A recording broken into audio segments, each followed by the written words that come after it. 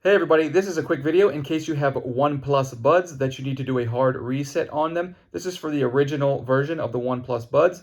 You might need to do this if they're not connecting to Bluetooth, or if they keep disconnecting, or maybe you're only getting sound out of the left ear or the right ear, or maybe they are connecting but not to the device you want, and you just want to clear them out of all devices so that you can have a clean start and connect them to the device you want. A hard reset will fix a lot of these issues, and it's very simple to do. All you're going to do is put your buds inside the case, leave the door open, and then reach around the back of the case. At the bottom, there's a little circle button. You're just going to press and hold it while you watch the indicator light. And you're just going to keep holding, keep holding, keep holding, keep holding until this light blinks red a couple of times.